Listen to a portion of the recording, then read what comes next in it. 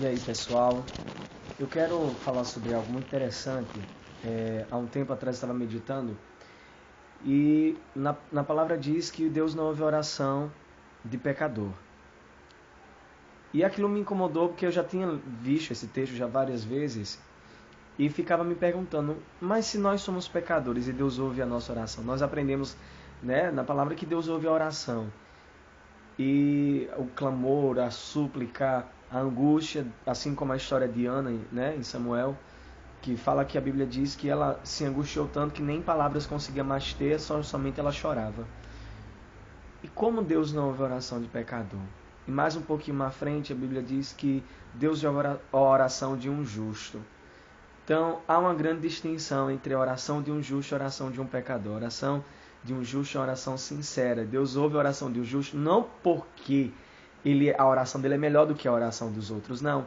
É porque a vida dele é uma oração, né? Ele decidiu fazer o certo, ele decidiu fazer o correto, independentemente se as pessoas ao lado dele não andam fazendo.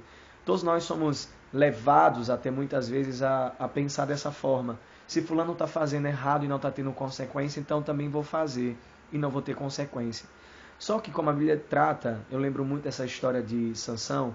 Sansão ele tinha com Deus um voto diferenciado dos outros. Ele era um nazireu. O nazireu ele não podia cortar o cabelo, ele não podia se embriagar com vinho, não podia se deitar com mulher de outra nação, nem se deitar poderia, né? Não poderia se relacionar com mulheres de outras nações. Só que até então, Sansão fez tudo aquilo que era errado. E aquilo que está dentro se manifesta para fora. Ao ponto de você ver assim, mas como é que um cara entrega o seu coração a uma mulher, entrega toda, né, sua vida, sua história, a uma simples paixão. A gente às vezes julga demais os personagens, até julga as pessoas quando a gente vê elas fazendo errado. Só que muitas vezes também somos da mesma forma que elas, apenas estamos retratando a nossa culpa em outra pessoa. O que eu quero falar sobre a oração de um justo, a oração de um pecador, tratando até da vida de Sansão mesmo, é porque Sansão era um cara que tinha o crédito com Deus por causa de uma aliança. Depois que ele se afastou de Deus, quebrando todas essas regras, né, de como ele tinha um voto diferenciado dos outros, os outros poderiam fazer, mas ele não, porque ele tinha um chamado diferenciado com Deus. Então o que acontece? A gente às vezes, por olharmos tanto a vida dos outros, o ministério de outros, a gente começa a achar que Deus só pode usar aquela pessoa, Deus só está na vida daquela pessoa porque ela está com um ministério grande, porque a igreja é grande, porque ela canta bem, porque a unção é grande. E nem sempre é. Nem sempre. Às vezes, por uma aliança, Deus está na vida, mas vai ter um momento que a oração dessa pessoa não terá mais efeito. Por quê? Porque a oração de um pecador é uma oração que não há arrependimento. É uma oração que não há uma sinceridade com Deus.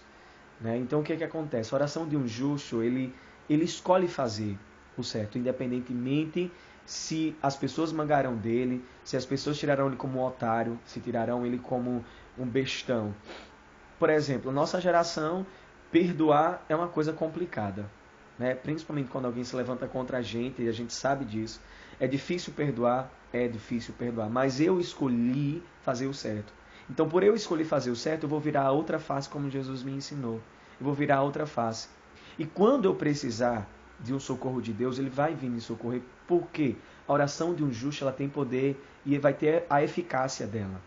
Eu lembro muito do rei Ezequias, quando ele chega para o Senhor, o profeta Isaías chega e diz, olha, prepara a tua casa, arruma tudo porque tu vai morrer. E naquele exato momento, ele vai, ora, chora, se humilha diante do Senhor e diz, Deus, eu fui um bom rei, eu fui o rei que trouxe a adoração novamente a Israel, eu quebrei a idolatria, eu trouxe um verdadeiro sentido novamente. Ele realmente, o rei Ezequias, ele trouxe uma nova esperança, uma nova vida com Deus, a palavra do Senhor, a presença de Deus voltou para Israel.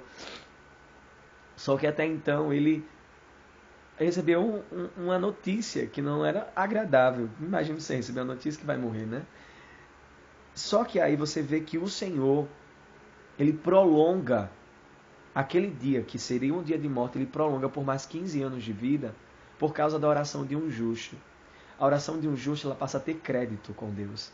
Ela passa a ter uma força maior. Então, às vezes, queremos tanto que Deus nos abençoe, mas nós não queremos ter o preço de sermos justos. E ser justo nessa geração não é fácil. Andar certo com Deus não é fácil. Ser correto não é fácil. Então, escolha ser Escolha fazer o certo. Escolha ter o certo, independentemente das circunstâncias que você está vivendo, das coisas ao seu lado, das amizades que você tem, das influências que você passa a ter também. Então escolha ser diferente, escolha ser justo, escolha ser uma pessoa certa. Que independentemente se a figueira está florescendo, se tem vaca no curral, como diz Abacuque, e até um hino muito conhecido da Êxila, que é Tu és fiel, diz que ainda que nós não mereçamos, ele permanece fiel.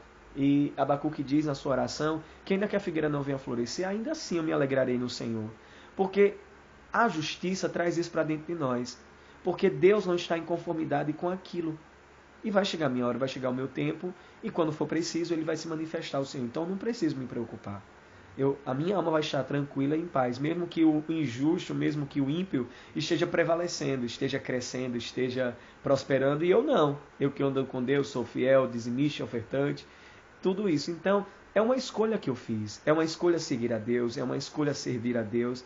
Então, se você escolheu ser, então seja. E quem não permite que outro dê opinião. Fulano, mas você tem que fazer assim, desse jeito. Não, faça o certo, independentemente das coisas que estão acontecendo. Porque a oração de um pecador é uma oração que muda diariamente. Ele nunca tem uma convicção dentro dele, ele nunca tem uma certeza dentro dele. Ele sempre é levado pelas coisas que estão ao lado dele. Então, a oração de um justo, ela tem eficácia. E a oração de um pecador não tem, porque ele é inconstante. E a inconstância com Deus não funciona. E o justo, ele é constante, ele é firme na decisão que ele toma. Então você para e pensa um pouco, né? Vamos deixar de ser o que os outros querem que sejamos e passamos a ser aquilo que Deus quer que a gente seja. Como ele não é justo, então sejamos também justos, tá bom? Então que Deus abençoe você, a você que vai ouvir, a você que vai, né? Então, não julgue o livro pela capa. Julgue pelo conteúdo. Então, seja um conteúdo, não seja uma aparência somente. Não tenha somente um nome de crente, ou de cristão, ou de evangélico. Tenha dentro de você a certeza que quem está com você é maior do que o que está no mundo. Tá bom? Tenha todos um bom dia.